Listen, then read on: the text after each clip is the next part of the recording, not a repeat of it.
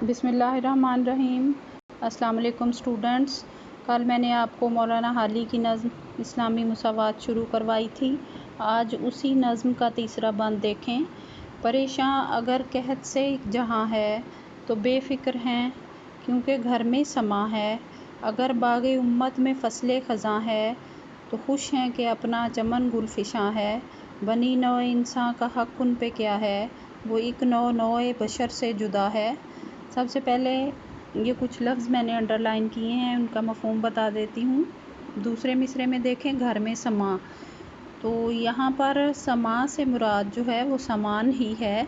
शायर ने शेरी ज़रूरत के तहत लफ्ज़ सामान को समा लिखा है। तो बाग़ उम्मत का मतलब है उम्मत का बाग़। शायर की मुराद है अवाम या आम लोग। फ़सले ख़ज़ां का मौसम। तो यहाँ पर इस बंद में शायर की मुराद क्या है फ़सले ख़ज़ां से, यानी बुरे हालात। आगे गुलफ़िशां होना यानी फूल बिखेरने वाला, ये इसका लफ्ज़ी मतलब है। और शायर की मुराद है रौनक है या खुशहाली है। और नौ का मतलब है किस्म, नौए बशर का मतलब है नस्ल इंसानी या लोग। अब इस बंद का मफ़हूम आपको बता देती हूँ। ये आपकी आसानी के लिए मैंने लिख भी दिया है। देखें कि अगर सारी उम्मत कहत से परेशान है तो उन्हें कोई फ़िक्र नहीं, क्योंकि इनके घर में यानी अमीर लोगों के, खुशहाल लोगों के घरों में मालो दौलत है और ये बाकी इंसानों से अलग कोई जिन्स मालूम होते हैं। आगे रेफरेंस के लिए ये दो अशार भी मैंने लिखे हैं। तो इसकी तशरीह की तरफ आते हैं। तो तीसरे बंद की तशरीह ये होगी कि इस बंद में मौलाना हाली ने कौम के ज़वाल की वजूहात या असबाब बयान करते हुए खुशहाल तबके के जो लोग हैं उनकी खुदगर्ज़ी की तरफ इशारा किया है। वो कहते हैं कि मौशी तौर पर खुशहाल लोग बेहिस और ज़ालिम हो जाते हैं और उन्हें दुनिया और आखिरत की कोई परवाह नहीं रहती। उन्हें ना दुनियावी इज़्ज़त का एहसास रहता है और ना आखिरत में जन्नत के हसूल की ख्वाहिश होती है। उन्हें सिर्फ़ ज़ाती ऐशो आराम और नमूदो नुमाइशी से मतलब होता है। अगर मुल्क में कहत पड़ जाए और लोग परेशानी में मुब्तला हों तो इन्हें इससे कोई गर्ज़ नहीं होती। वो बिल्कुल बेफ़िक्रे रहते हैं क्योंकि उनके अपने घरों में सब कुछ मौजूद होता है।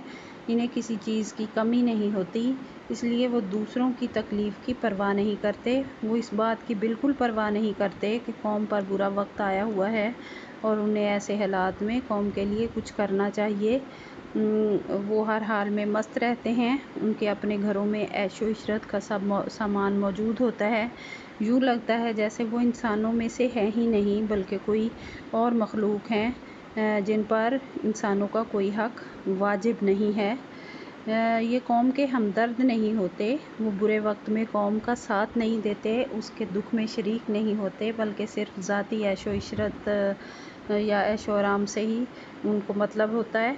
उन्हें ना अवाम के मसाइल से दिलचस्पी होती है, ना ही मुल्क व कौम के मुस्तकबिल से कोई गर्ज होती है।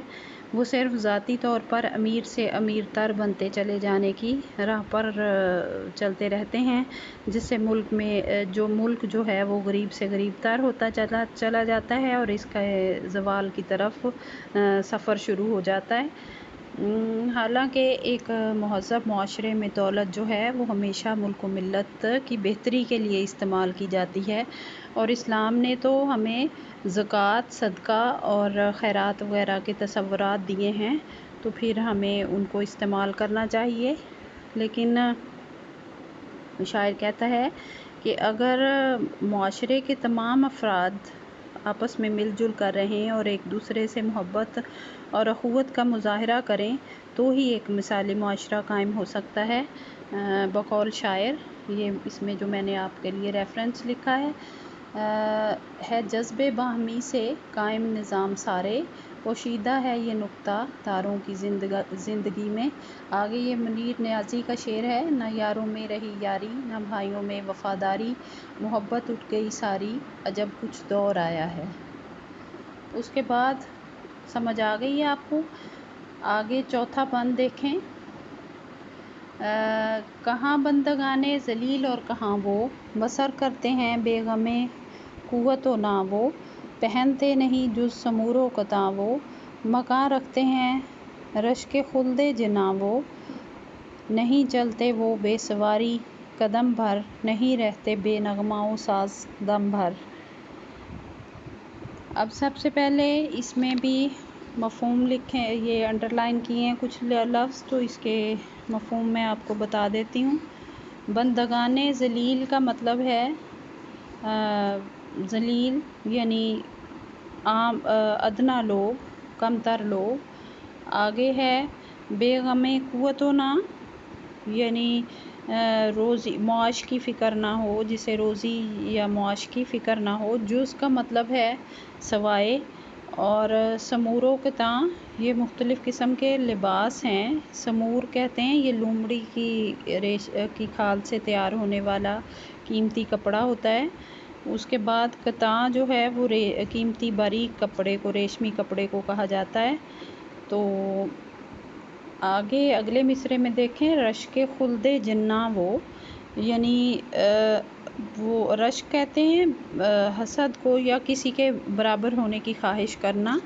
خلد کا مطلب ہے جنت، اور جناں جنت کی جمع ہے، یعنی اب اس کا رشک خلد جناں کا مطلب ہوگا کہ جن پر جنت کے خوبصورت مکان بھی رشک کریں۔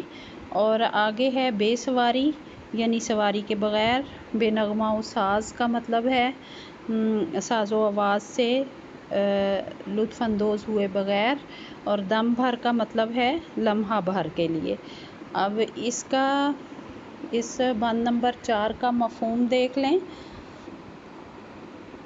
اس میں شاعر جو ہے وہ بیان کر رہے ہیں کہ کہاں غریب لوگ اور کہاں یہ امیر لوگ جو ریشمی قیمتی لباس اور بڑے بڑے عالیشان مکان اور قیمتی گاڑیاں رکھتے ہیں، انہیں روٹی وغیرہ کی کوئی فکر نہیں ہوتی۔ اس میں یہ حوالے کے لیے شعر بھی ہے، تو اب تشریح کرتے ہیں اس کی، شعر نمبر 4 بند نمبر 4 کی۔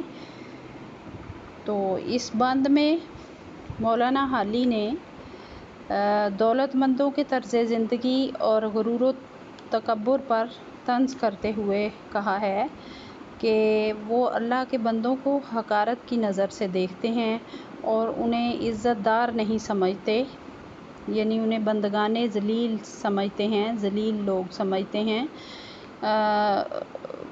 اور ان کے پاس بے حساب دولت ہونے کی وجہ سے انہیں کوئی فکر لاحق نہیں ہوتی۔ ان کے پاس نہ صرف روزی کا ہر سامان موجود ہوتا ہے بلکہ انہیں عیش و عشرت کا ہر سامان بھی میسر ہوتا ہے۔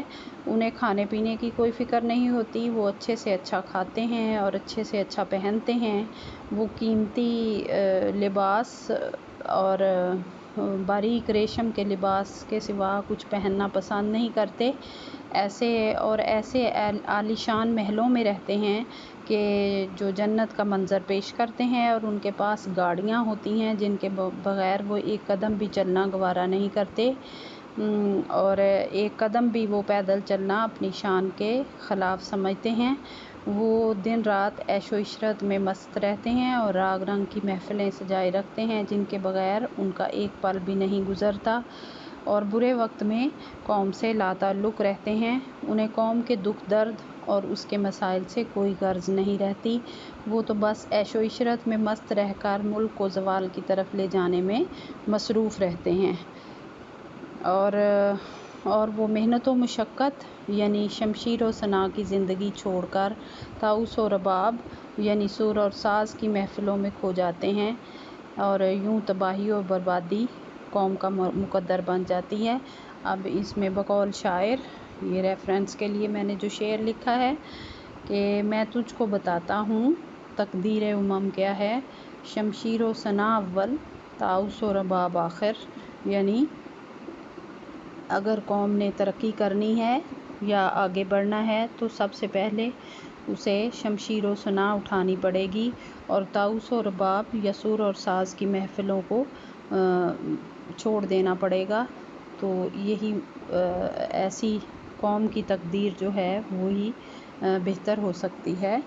اس کے بعد آگے 5واں بند دیکھیں، اس میں ہے کمر بستہ ہیں لوگ خدمت میں ان کی، گلو لالہ رہتے ہیں صحبت میں ان کی، نفاست بھری ہے طبیعت میں ان کی، نزاکت سو داخل ہے عادت میں ان کی، دواؤں میں مشک ان کی اٹھتا ہے ڈھیروں، وہ پوشاک میں عطر ملتے ہیں سیروں۔ اب یہاں پہ جو میں نے لفظ انڈر لائن کیے ہیں ان کے مفہوم دیکھیں۔ اس میں سب سے پہلے ہے کمر بستہ۔ کمر بستہ کا مطلب ہے کمر بستہ ہونا، آمادہ ہونا یا تیار ہونا۔ آگے گلو لالہ، گلو لالہ جو ہے گلاب کے پھول کو کہتے ہیں، اور لالہ سرخ رنگ کا ایک پھول ہوتا ہے۔ تو یہاں پر اس سے کیا مراد ہے کہ خوبصورت چہرے والے، گلو لالہ جیسے خوبصورت چہرے والے لوگ یعنی ان کی صحبت میں وہ رہنا پسند کرتے ہیں۔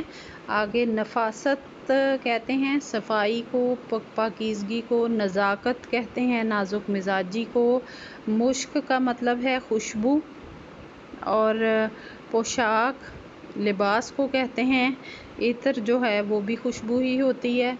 تو اس کا سب سے پہلے اس کا مفہوم دیکھ لیں۔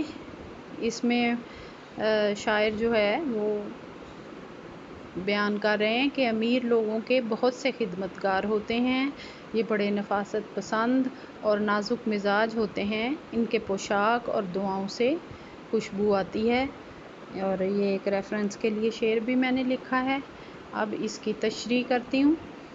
تو اس بند میں شاعر نے یعنی مولانا حالی امیروں کی ظاہری شان و شوکت کا ذکر کرتے ہوئے کہتے ہیں کہ وہ قوم کے حال سے بالکل بے پرواہ ہو کر عیش و آرام کی زندگی بسر کرتے رہتے ہیں، ان کو کوئی فکر لاحق نہیں ہوتی، کیونکہ ان کے پاس کسی چیز کی کمی نہیں ہوتی، ان کے پاس نوکر چاکر ہوتے ہیں جو ان کی خدمت کے لیے بادب حاضر رہتے ہیں اور ان کا ہر حکم بجا لانے کے لیے تیار کھڑے رہتے ہیں، ان کی طبیعتوں میں نفاست اور نزاکت رچ بس گئی ہوتی ہے، وہ نازک مزاج ہو چکے ہوتے ہیں اور خوشبودار ماحول اور رنگین محفلوں کے عادی ہو چکے ہوتے ہیں، انہیں علاج معالجے کی بھی فکر نہیں ہوتی، وہ قیمتی سے قیمتی دعائیں استعمال کرتے ہیں جن میں بہت سا قیمتی مشک ڈالا گیا ہو جو ذائقہ اور خوشبو بھی دیتا ہے اور توانائی بھی، وہ قیمتی لباس پہنتے ہیں اور اس پر قیمتی عطر بھی